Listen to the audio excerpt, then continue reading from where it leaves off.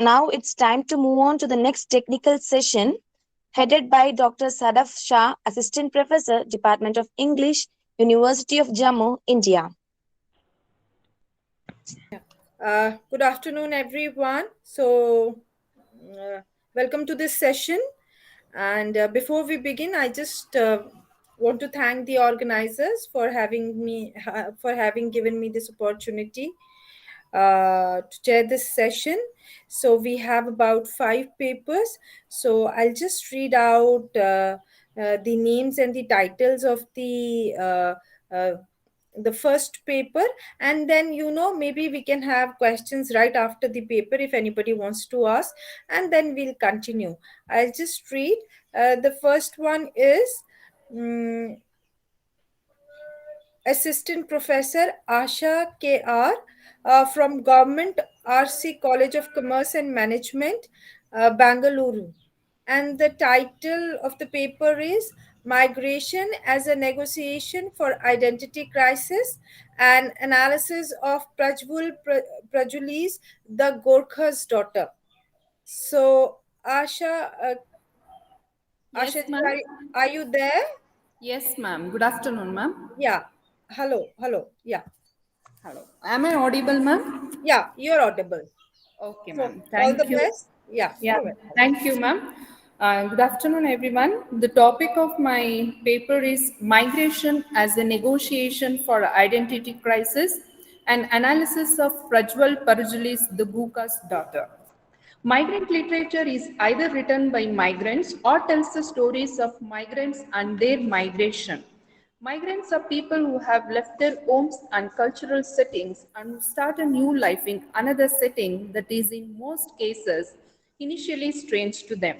The historical background of the Himalayan region shows how various ethnic groups like the Lepchas and Bhotias of Nepal have been migrated to Sikkim, Bhutan, and India as a consequence of colonization by British and Tibetans.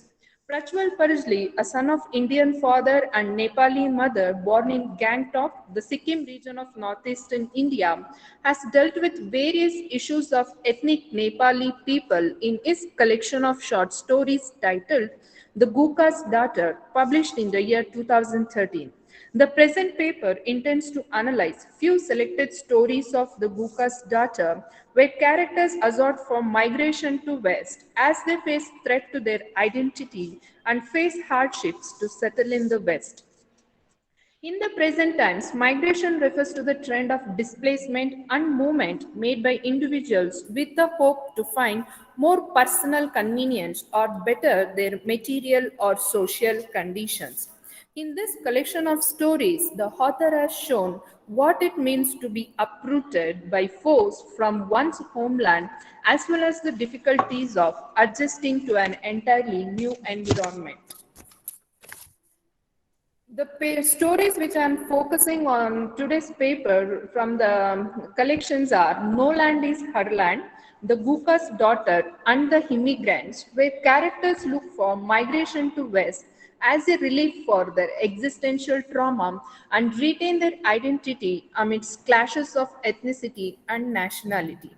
No Land is Our Land is the story of 35-year-old beautiful Nepalese Bhutanese refugee Anamika Chetri, who is one of the thousands Nepalese who were forced out of Bhutan as a part of ethnic cleansing that took place in Bhutan. Yet by 1996, according to the statistics, almost more than a lakh Bhutanese refugees were living in refugee camps in Nepal. Anamika is one such woman who was unable to pass the 1958 citizenship document test of Bhutan. She is living in a refugee camp with her two daughters and an old father in Kujanabari refugee camp in Nepal. Though the story is based on genocide of Lotsampas, Prajwali focuses on battle with everyday life after Anamika's exile from Bhutan. Anamika recalls how 13 years back a group of soldiers forced their way into her house in Bhutan, demanding for 1958 citizenship document. While a number of her neighbors flee to the Indian state of Assam, she was forced to leave her country due to her ethnicity. Her husband, who was also an activist for the cause of ethnic Nepalis in Bhutan, expresses his irritation. I quote, ethnicity, ethnicity, we are being kicked out for no other reason than our ethnicity. I unquote. She questions when the officials come to chase her out of the country. She says, this is my home, my country. Will you herd me out of my own country like cows and buffaloes? But Anamika fails to convince the officials, and she has to now live in a refugee camp at Kujunabari in Nepal. But she wasn't the kind of a person to stare into the open space and sigh longingly for Bhutan. She felt if her country did not want her, she did not want it back. Though most refugees hoping for repatriation, Anamika never hoped for that. She felt no sentiment for a country that was once her home. Anamika had wasted a dozen of years of her life at the camp, whereas in Bhutan she was a earning member of the family with having a government job. She was contributing to her family. Now her existence is questioned. In Nepal, too, her homecoming is not welcomed one. In fact, she is under constant harassment from local men. She often hears comments to go back to Bhutan as no one wants her in Nepal. Her assimilation with Nepal is not so easy. And life in the camp is also not easy for Anamika as she is struggling to manage her life, manage a family in a leaky house with two daughters and an elderly father. But still, Anamika utters she does not want to go back to Bhutan, not in 100 years, not until she dies, because the country has treated them worse than animals. Anamika had lost all hopes of resettlement in foreign country as it was being discussed since 17 years before she came to Nepal. She has been hearing rumors of being taken by the Western countries, one day from England, one day from America, and the very next day from Australia. But luckily, indeed, one rainy day, she sees buses just outside the camp where America was resettling 60,000 of refugees in her states. And there was an interview, and she attends the interview and looks forward for having a good standard of living to live where no one would go hungry. She hopes that I want my daughters to grow up with a country to know that they won't be removed from another country again. She knows that the resettlement in a foreign country is not so easy, but still she is determined that she will learn and she will successful in her life. Another story, the titular story, The Gupa's Daughter, is a story where two little girls mimic their father, whatever they have comprehended through their father's conversation. We have a narrator whose father, whom she addresses as Appa, and also another girl called Geeta, whose father is Gurung Bada. Both of them are working in Gurkha regiment in British Army. This brigade of Gurkhas is a rifle regiment of the British Army. They recruit from Nepal who have reputation for being fierce and brave soldiers. Since more than 200 years, these Gurkhas have been serving in British Army. But here, these Gurkhas are worried that after serving for so many years in the British Army, they are not getting proper pension, whereas all other regiments in British Army are given proper pension. I quote, it's only us brave Gurkhas who get a one-fifth of what the others get. Narrator's father lament shows that dehumanizing condition of the Gurkhas in British Army. He says, we are nothing but killing machines to them. They treat us like dogs. Unquote. The narrator's father is worried that whatever the meager pension he is going to get, he is not going to look after his family. He says, feed us Gurkhas, feed us brave people and our families, for with the pension we receive, we may be starving a few years from now. As they both narrator's father and her friends Geeta's father are currently working in Hong Kong. As China occupies Hong Kong, they both are again transferred to UK, and one is to Brunei. And narrator's father, after completing 15 years of the service in British Army, he hopes that another for few years he gets extension to work in the UK. But neither happened. With just pension of 10,000 rupees, with which he can barely pay his daughter's fee, he is disappointed and he is not in a condition to look for a job as a security man again. He explains his predicament in a very critical manner. He says, I am a retired Gurkha. I belong to a regiment that has won 36 Victoria Crosses. Do you think I can go around looking for jobs as a security guard? Unquote. Hoping to get British citizenship, the narrator's father waits for few more months to hear some news from Britain. He assumes the British are kind people and they would not turn him easily as they have fought for them for more than 200 years.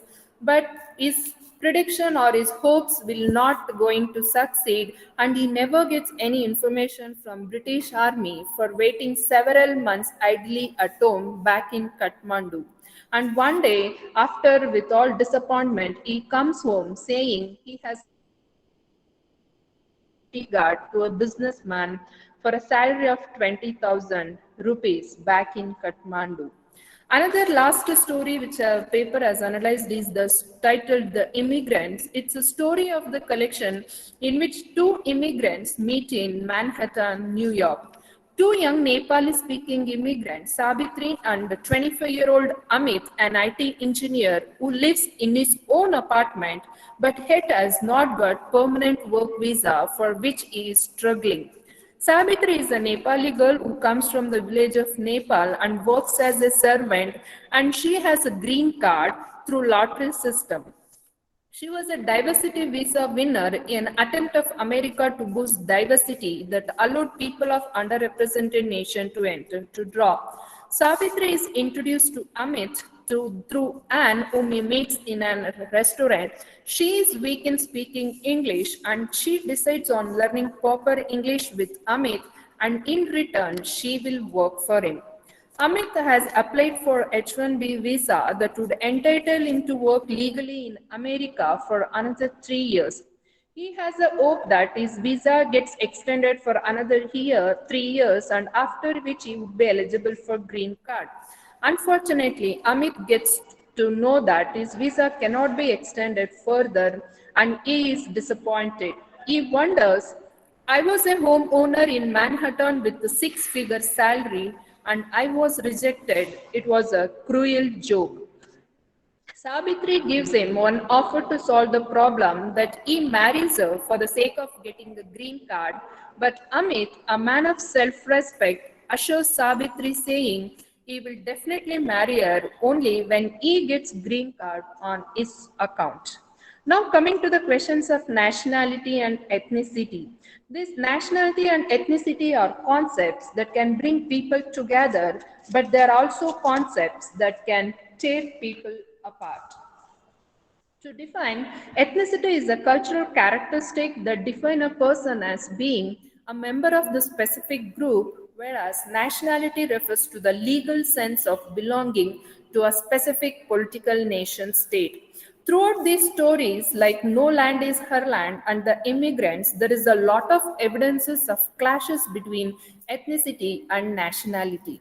Amit says in the story, The Immigrants, and if I told anyone I was an Indian with Nepalese origin, they looked at me in wide eyed wonder, sometimes pressing me to volunteer information about this curious mishmash. Even Savitri was also confused when she was told by her madam that she is going to meet a Nepali from India. She too was confused.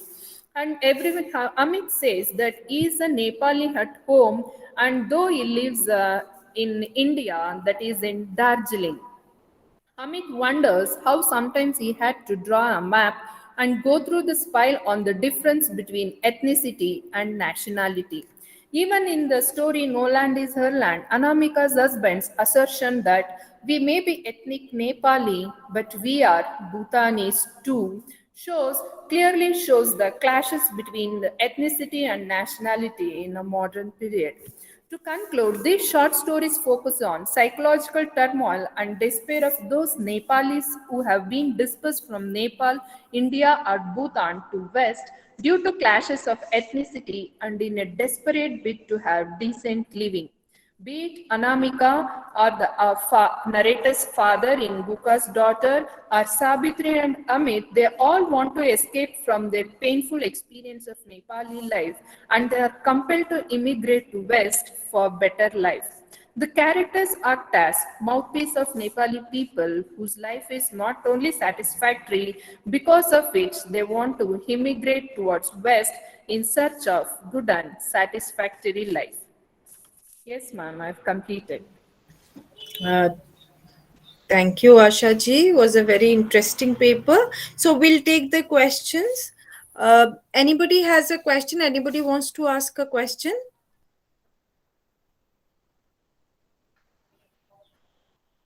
A comment or an observation? Anything is welcomed. Anybody wants to?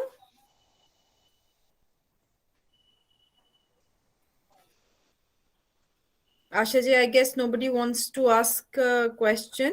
Yes, ma'am. Yeah, so very interesting reading, the turmoil, the psychological effect of it on the people who have migrated. Very interesting. But just one suggestion, otherwise it was a very interesting paper. Yes, ma'am. Had it been substantiated by the few critics, uh, would have made it even more substantial. Otherwise, it was a very interesting paper. Yeah, ma'am, in my paper I have had it due to shortage of time. I just Okay. skipped it Okay. and Yeah, present. yeah. So even if you just had mentioned the names of the critics, that would had also added, a little substantiality. Otherwise, very interesting paper. So all the best for your future. So let's take up the next paper. Thank Uh, you, ma'am. Thank you for the opportunity. you're welcome. And I'll just read out the name of the readers and the title of the paper. So the second paper is by Miss M.B. Ambika Yes. Ma'am, Adli. yes. Yeah, It's Abhika. Hello, yeah. organizers, presenters, and participants. A warm good evening to all. I'm Abhika Adlin. I'm here to present a paper on capitalization of Aboriginal lands, an eco-critical study of the native Australian fiction Carpentaria. Excuse me. Carpentaria, yes, Yeah, Excuse me, presenters. yeah, Please cut short your presentation to 10 minutes. yeah, Thank you. yeah. sure. Ma'am. The writer So of Carpentaria is Alexis Wright. Ma'am, would you want to say something? no, just wanted to say, please follow the guidelines, because I think the session was to be over on at 4 o'clock, but I think we've just started with the second paper. We still have three more papers to go, so kindly restrict yourself. Try to finish your paper within 10 minutes. Yeah. Sure. Thank you, ma'am. Thank you for the understanding, ma'am. Carpentaria is written by Alexis Wright. She is a successful contemporary writer. She wrote this Carpentaria in the year 2006, and in the year 2007, she won the Miles Franklin Award for Carpentaria. Basically, she is from Vani community, and that is what the novel also deals with. Let me, for a short while, let me give a small outline about the novel. The novel describes about the indigenous culture of a Wangi community. It describes about the land and native people of Carpentaria. Let me show it on map. Carpentaria is this region. Um, yeah, this region where the Vani community people live around the Gulf of Carpentaria. So we are going to deal about these Vani community people in this particular novel. The study deconstructs the eco-centric attitude of colonizers with nature, examining the booming business of Europeans and their failure in living their lives with harmony with nature. Let me quote Leonardo Boff's quote here from Cry of the Earth, Cry of the Poor. Indigenous people, indigenous people are as culture as we are, but their culture is of a different type. Perhaps what makes indigenous people unique, different from modern human beings, is that they feel and see nature as part of their society and culture, as an extension of their personal and social body. For them, nature is a living agent, one charged with purposiveness. It is not what it is for modern people, more in the nature of an object, mute and neutral. Nature speaks. Hence, they live a true ecological and cosmic sharing. Nature belongs to society and society belongs to nature. They see nature as subject and human as subject, having exchanges such as always exist between subjects. Just as Leonardo says, Aboriginal people who live in Carpentaria, they shape their culture and their tradition, and spirituality shades their tradition with regard to nature. Just like Andrew Taylor says, for the Aborigines, the land is alive with significance. They strongly believe not to hurt Mother Earth. According to the Aborigines, if nature gets destructed at any cost, then it may no longer be a giver of life. The Aboriginals' culture and spiritual connection with their land makes them to celebrate everything in land, and they celebrate their ancestors too. According to the Aboriginal people who live in Carpentaria, they are already much very rich in dreaming sites. Their land is not just soil or mud or minerals. As a whole, it is an environment that sustains the culture and people. They celebrate the land as the center for spirituality. The Gulf of Carpentaria, as we see in the picture, it is surrounded with rivers, mountains, forest, caves, sea, and this Gulf of Carpentaria, it experiences two extents of seasonal shifts, like flooding rains, and another is a drought. So here we come across a character, Normal Panthom. He seems to be the protagonist of the novel, and he lives with accordance with nature, just like Leonard Boff's quotes in his book Cry of the Earth, Cry of the Poor. Just as he says, the Aborigines here live with accordance with nature. They know nature's law and its sequence. They know the sea in depth.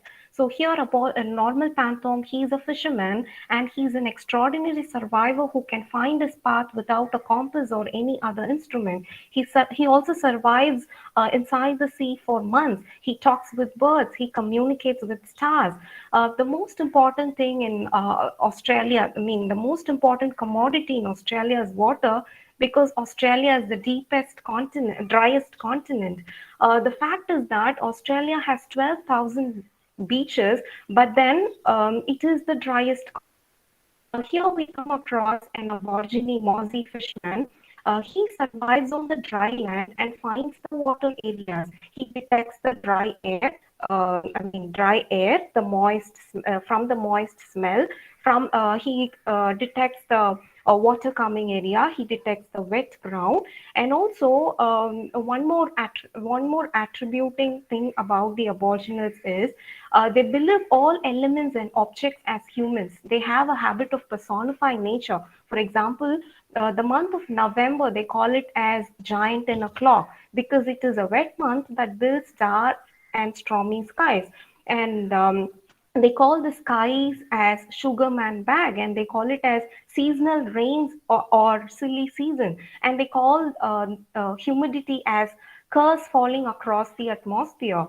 And here Normal Panthom also identifies sea with the qualities of humans. He personifies everything belonging to nature. When he's in the sea, he calls the stormy wind a death angel and huge waves as wailing widows. He calls the roaring wind a sorrowful woman. And he owns two pets. He owns a bird and he owns a dog. He names his dog as Dallas. He names his Kukato bird as Pirate. He communicates to his bird and his dog. He talks about his family members. He talks about his ancestors. And always when he speaks with his pets, he gets reminded of his ancestors, and that is how the Aborigines were living. And suddenly there came the English settlers who came and settled on the ground of Aboriginal ground. They segregated the Aboriginal land into two. One is uptown and one is pricklebush. and all the white settlers lived in uptown. The Aborigines were pushed to live in prickle bush. As the name itself says, prickle bush means thorny bush. The area is fully covered with thorns and shrubs, and that is how inhabitants, the original inhabitants of the land, were pushed to live just like a refugee in their own land. And the whites started to exploit the sanity of the land by establishing a multinational mining company in Aboriginal lands. And day after day, every Aborigine has to remember the battle that they were fighting with. Even their ancestors were being fighting with these white settlers, and the impact of modernizing on their lands has become a threat for the Aborigines to organize themselves. Whites in the mine, white people who are working in the mine, they started to compel the original inhabitants to stop their usual occupation. Their usual occupation was hunting, gathering, and fishing. So they were asked to stop. We also see a character called Will Panthome. Will Panthome is the son of Normal Panthome. He identifies the changes done by the whites in his town. He thinks that this changes had changed the mindset of Aboriginals itself. He notices the mining company has made changes to the way how people think, Aboriginal people think about considering themselves. And also, Aboriginal people give a lot of importance to a fish called grouper. So they even worship everything in nature, as I said. So just like that, as they were worshipping grouper, these white men used to kill the grouper with axe. So just like that, the grouper dies in front of Aborigines, and the land has become a weekend fishing haunt center. And the ocean occupies the Aboriginal land. I mean, the Gulf of Carpentaria itself occupies mining equipment which carries uranium, gold, and lead. The mine people also destroy the sea organism. The white disrupts the sacred land just to construct tracks for bringing the ore from the mine to anchored ships. Prior to the missionary growth, if we see, the Aborigines live in harmony with nature. Later, the rapid growth of missionary violates the land by bringing ominous change to the indigenous land. Just like Lynn White points out, formerly man had been part of nature, now he was the exploiter of nature. The white settlers implement mining on the Aboriginal land because they just view the Aboriginal land as an inert territory, as a profiteering source. The owner of the company also says that they are working only to benefit the people, only to benefit the land. Most Many white people, they claim that the occurrence of globalization and improvisation on of indigenous lands are the efforts made to emphasize the growth and civilization of Aborigines. The white underdetermine all the existing establishment made on the indigenous lands too. White people make the Aboriginal work under them and claim the Aborigines as unfit. Um, and they also the Aborigines also experience that the land is fully overburdened with mining equipment, wherein it also results in contamination of soil, air, and water. The ground level surface water dissolves with the emission of chemicals formed in the air. The capitalistic hunger of whites destroy the Aborigines, especially it is an attack on their basic needs and habituality.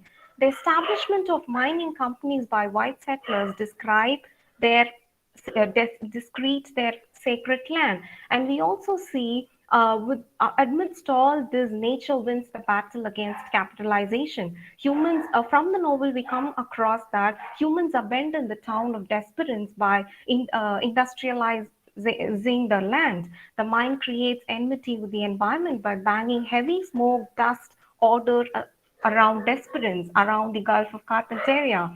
The invaders' invasion or development in Carpentaria does not triumph or does not succeed, but nature's anger proves and takes victory by its power. Humans fall into nature's anger. The town brings despair by the evocation of the oceanic world. The whole town is affected by the destruction caused by natural hazards due to mining. A catastrophic cyclone also wrecks the town as a flat, ghostly dwelling. And we see the novel itself concludes with nature's fury and proves that humans should live in close kinship with nature than focusing on capitalization. With industrial development, people acquire economic growth and social prosperity. Alongside, it also makes people fall into deep crisis. In the event of Western industrialization, we come across the Aborigines are the mere individuals who fall under the trap of the crisis.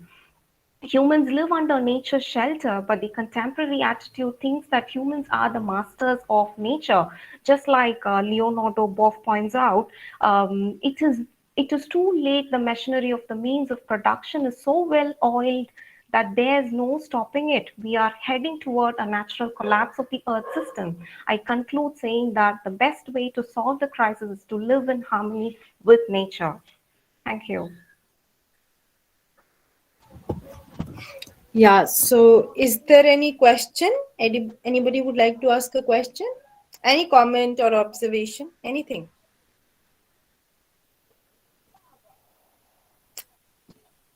So I guess Ambika, again, there is no question.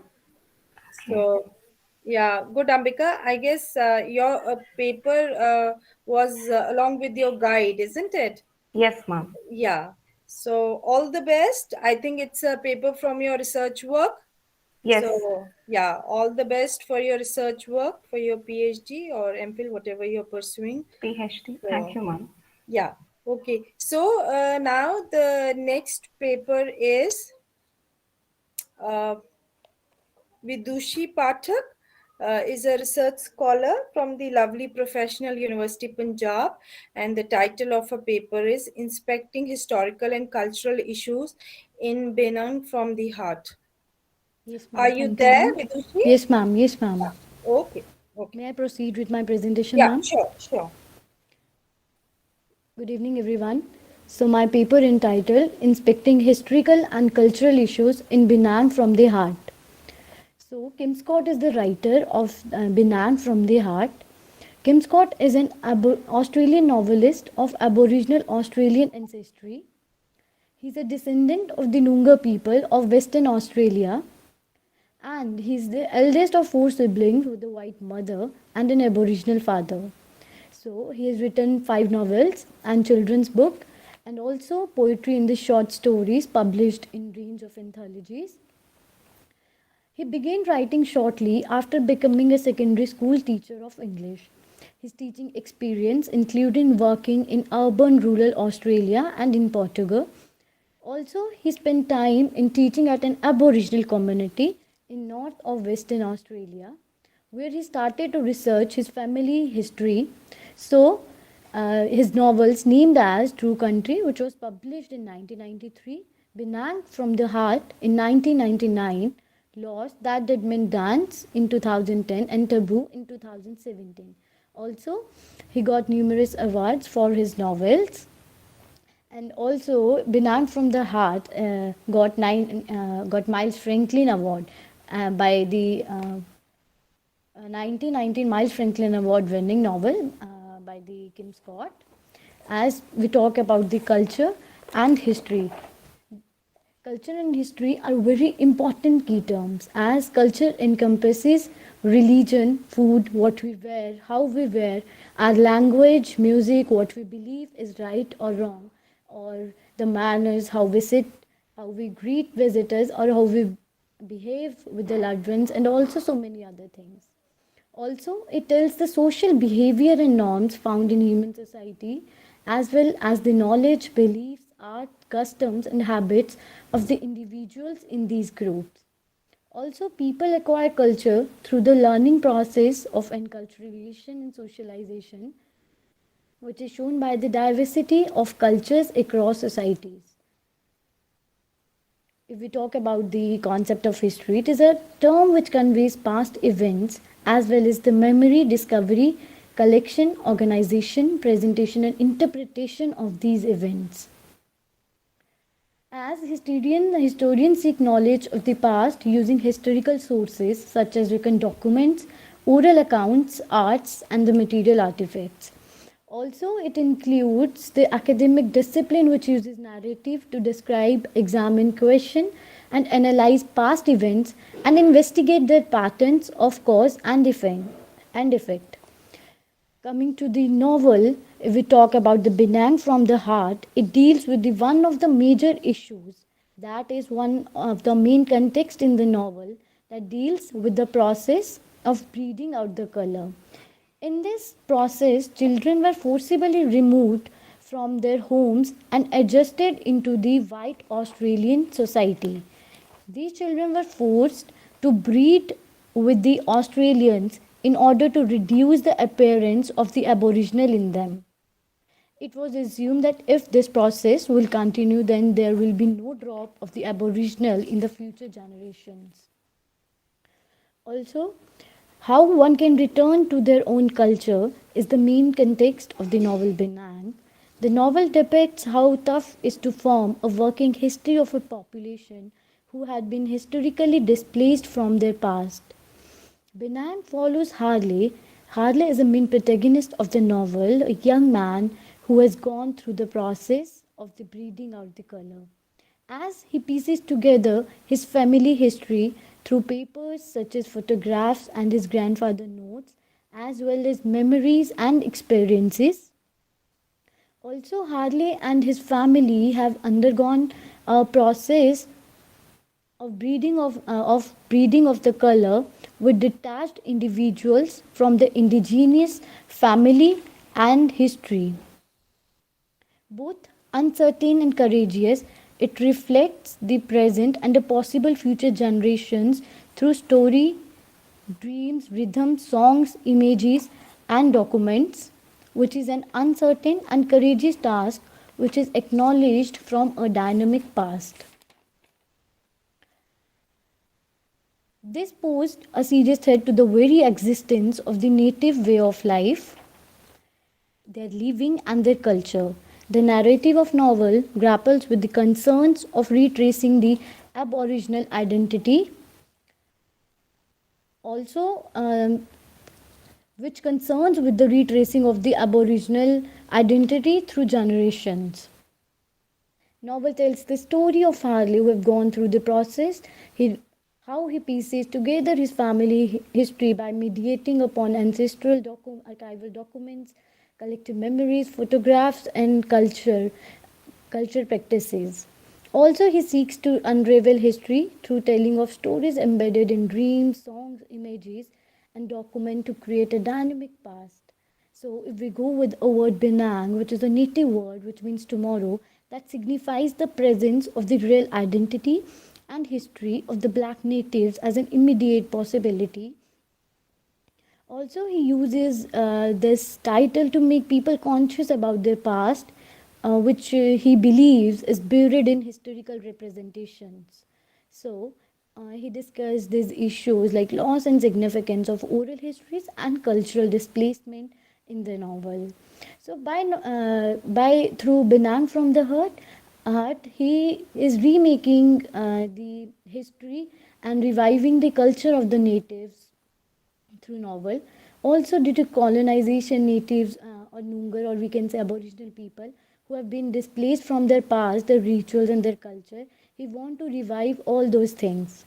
Also, it is an imaginative blend of fact and fiction and archival documentation to explore in historical and emotional terms to show the history, the shameful treatment, the history of white treatment of Australian Aboriginal people.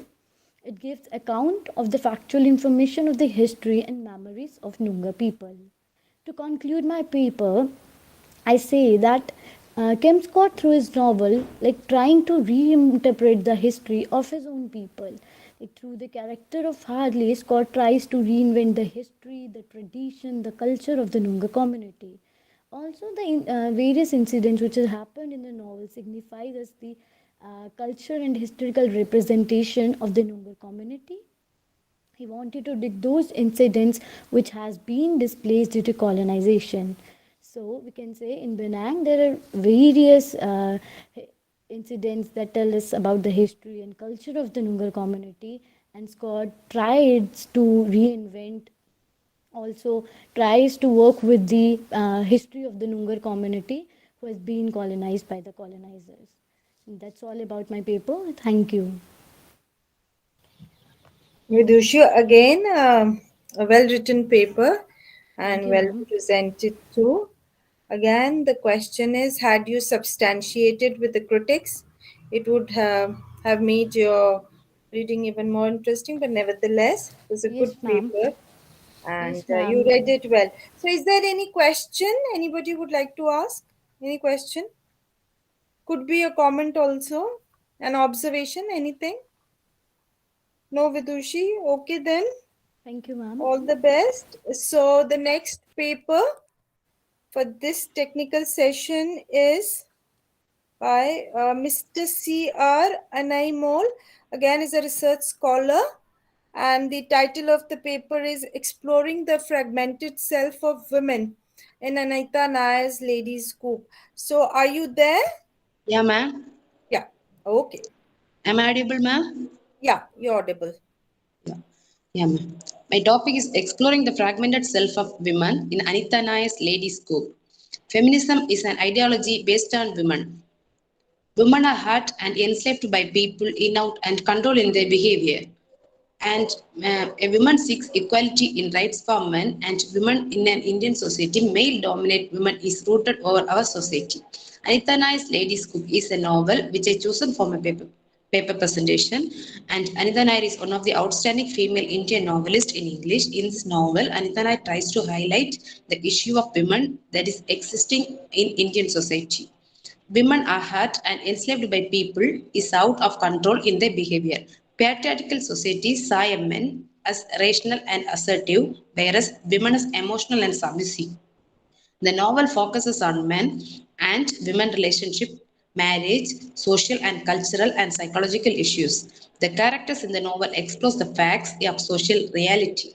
Ladies Coupe is the inner journey of a protagonist. In this novel, there are six major women protagonists. These characters are struggling for the thirst of freedom in their own way of life through various dilemmas. They do not have any possibilities to live the life as they desire. As a woman, they have spent their entire life for a welfare of the family, so they fail to live for their own fascination. Anita Nair is an emerging novelist and she writes with great energy and creates amazing works at ease. Her style is modern and her views are universal and appeal. Her personality is revealed through her work. Her novel deals with sufferings, challenges, and problems of women.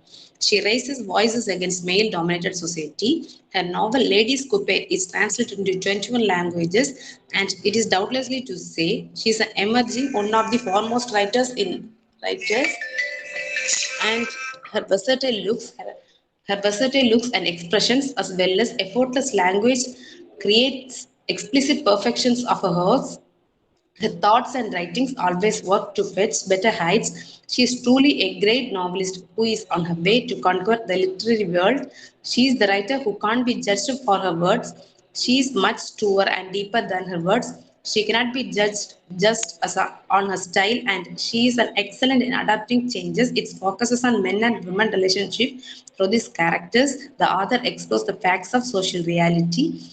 In a society, fragmentation refers to the absence of connections between women and the other members of the society on the lines of culture, caste, race, religions, and common interest. Most of the women are fragmented by men in the society. Women are hurted and enslaved by the people is out of control in their behavior. In modern society, women became more fragmented, more complex, and more unstable. An individual woman is really fragmented and undergoing identity crisis is problematic in a society where people play many different roles and must constantly adjust for different social contexts may appear to be fragmented. Identity fragmentations may be deal and the generations and has that has grown up in this complex world is increasingly used to fragmented and changed and more readily to tolerate complexity within themselves, and young women are unhappy And Kate Millett points out that under patriarchy, the female did not herself develop the symbols by which she is described as both the primitive and the civilized words or male words. The ideas which shaped culture in regard to the female were also of male descent. The image of women, and as we know it, is an image created by the men and fashioned to suit their needs. Sexual harassment is a common problem of young women and is judged harshly for sexual behavior that the freedom and protections women have gained are being abandoned. Patriarchal society saw men as rational and assertive, whereas women are emotional and submissive. The importance of men and their superiority has been a part of Indian society more for generation. Women had always been the less important individuals. When a woman lives in a male dominated society, obviously she undergoes many hardships. So, men became the topmost concern for the Indian society, and women are considered as life's adjunct. Women do not have equal status with men. Women in society undergo great injustice due to her weaker sex. The women characters in Anita Nayar's Ladies Coupe characters, they have own pain and sorrow, but they overcome their endless struggle and have their own life in their society. Hearing all the stories of a co-passenger, Ahila decided that she wants to live alone. She should respect the womanly feelings and start her life fresh. Then the lives of the woman that she encounters in the Ladies Coupe form the kind of mirror in which Ahila may see her reflections and grasp the happiness. Ahila's mother and Janaki expresses how women are strong conservatives of the patriarchal structure that has framed in social, political, and economical conditions of women.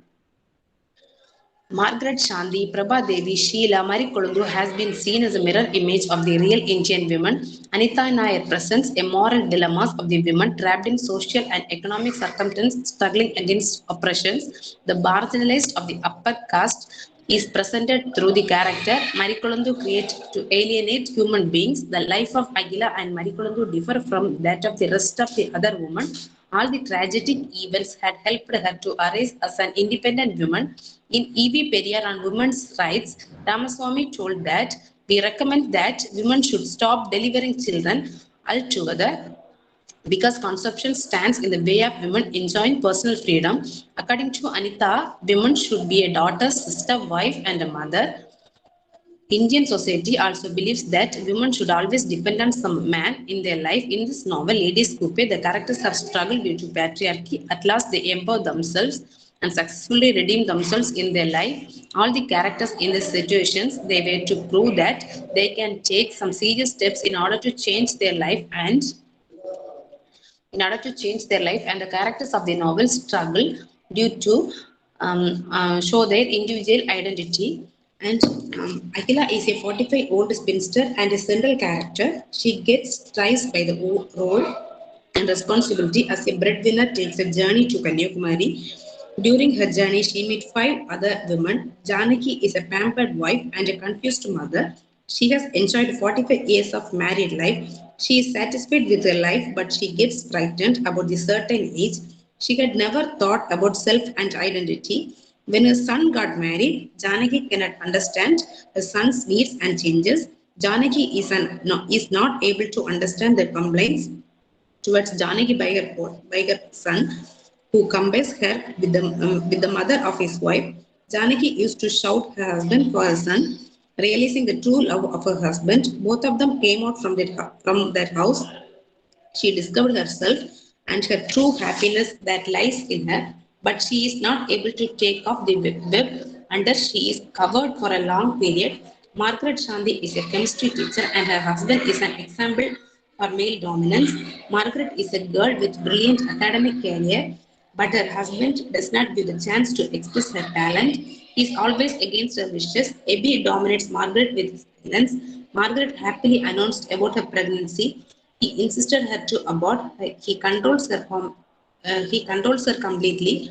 She wants to empower from his prison, so she plans to defeat her husband with love and food. As the result, Abby puts overweight and he became fat. Abby is the man who, aware of his health and fitness, Though this Margaret succeeded at turning point of her life, usually men find a weakness to defeat women. Here, Margaret finds a weakness of her husband to change her life more peacefully. She realizes how he had crushed her dreams of freedom and her own identity. She discovered how she had been deceived all these years in her love towards him, which he had returned it with humiliations and indignity. Instead of breaking Instead of breaking her marriage, she pushed for her authority and energy to take revenge against her oppressive husband. Sheila is a 14-year-old younger girl who matured in her early stage. She is aware of this conflict society and she understands about the dynamics of life. Her grandmother, teaches a practical life and a negative picture of men who dominate women physically and psychologically.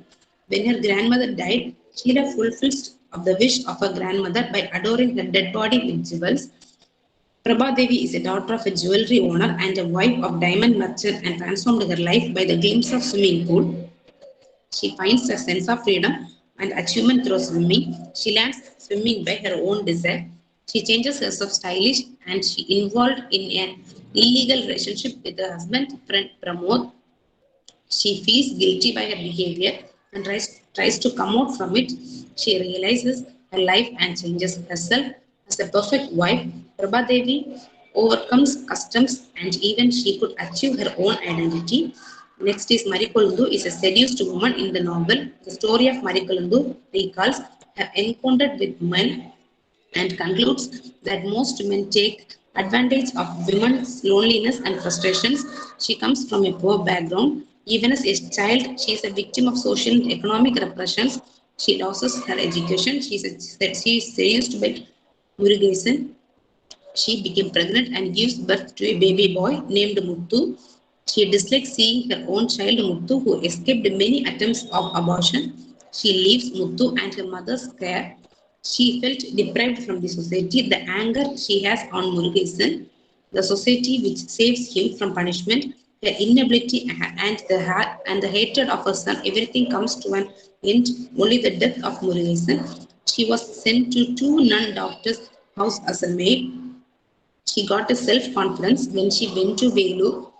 When her mother died, Marikulundu takes the responsibility of her child Muthu. She realized her mistakes of using Muthu on her mother from her own needs.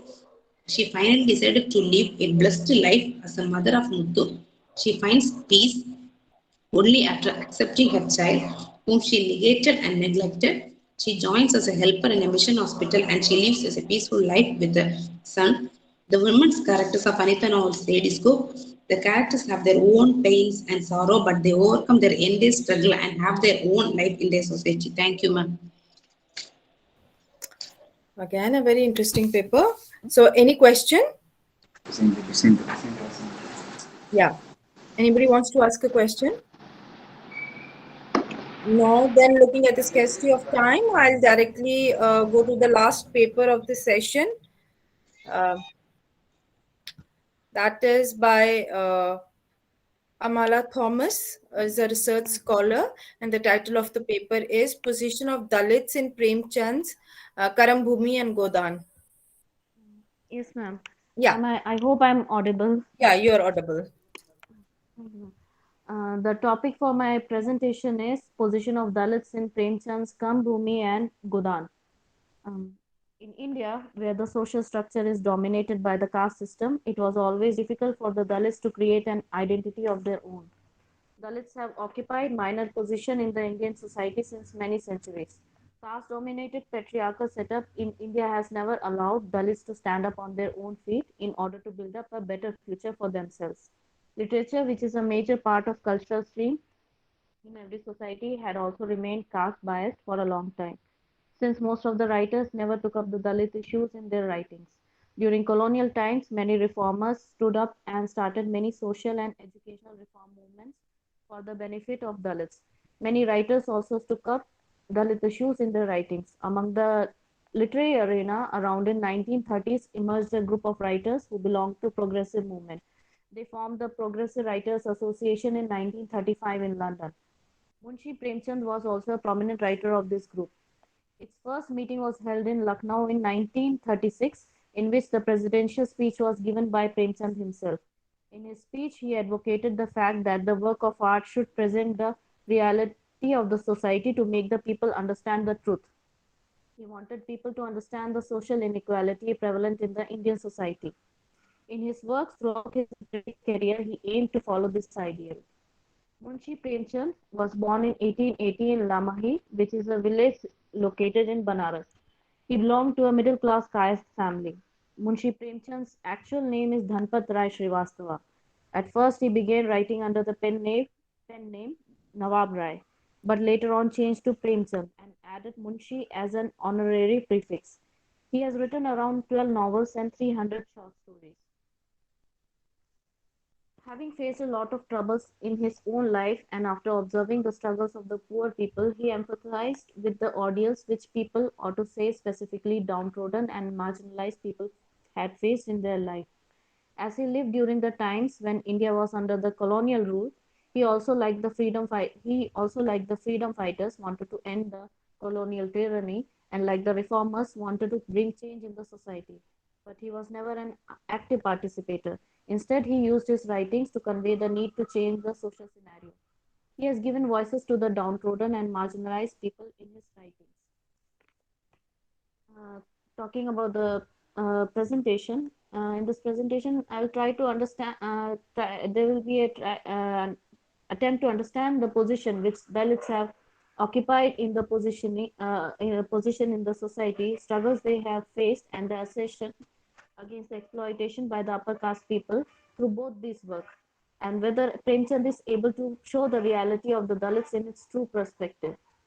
Uh, the paper will look upon the problems faced by the Dalits in Premchand's novel Karmbhumi, which was published in 1932, and Godan, which was published in 1936. Although Dalit characters are minor characters in both the novels, they have their own space in both these works. Living in abject poverty, Dalits have never been able to have proper education, neither they are able to have basic rights of human being. In both the novels, even though the struggles of the Dalit people is shown, a detailed account of the Dalit families is missing. In Kambhumi, two Dalit families are mentioned, one of Salonis and other of Gudars. Saloni's only son has left home to become a monk, and Gudar had three sons, in which one has died. While in Godan, apart from Celia, her family makes their entry only once in the novel. Talking about the position of the woman in the Dalit community, it is unlike the position of the woman in the upper caste society. Women in the Dalit community, due to their equal contribution in the work area, have equal status in the family. Celia in, no, in the novel Godan works in the fields and earns for herself. She is not dependent on anyone in her community.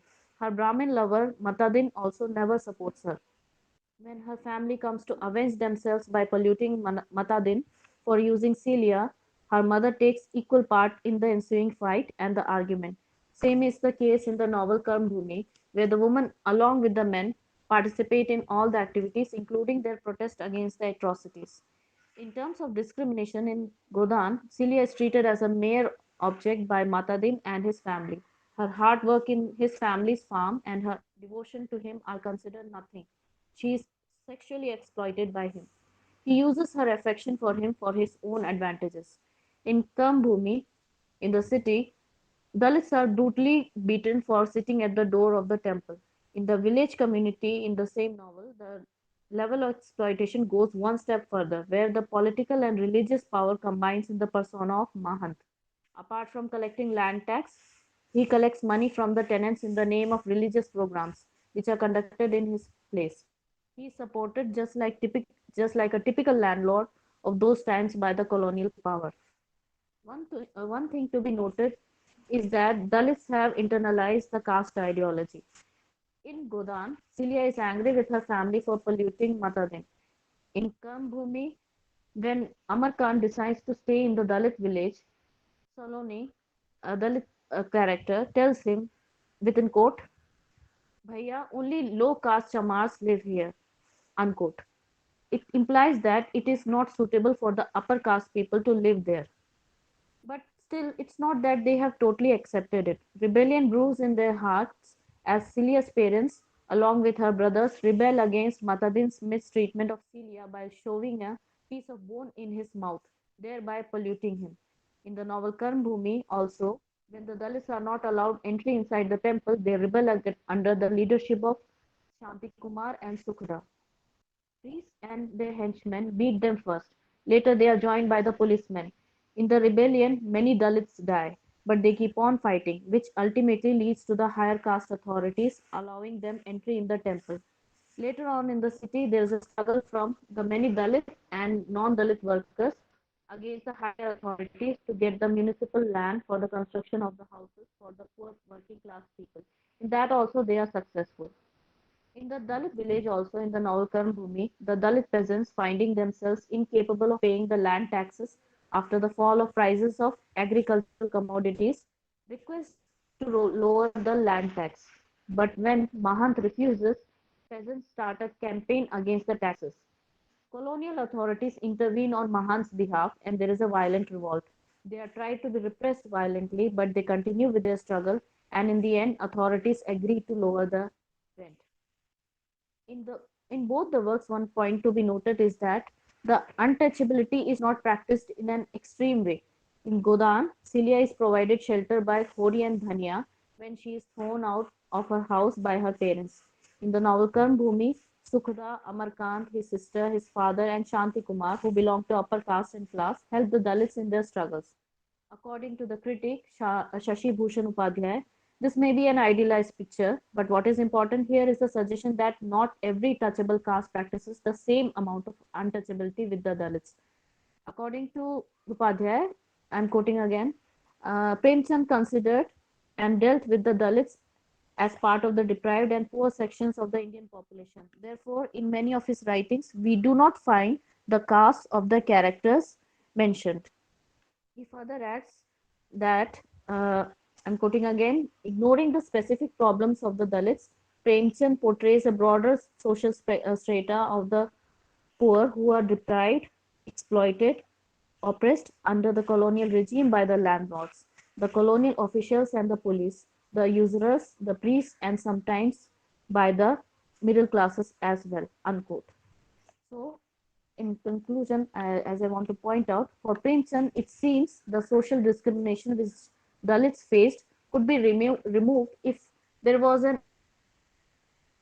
level. For him, it was more about providing equal opportunities to everyone.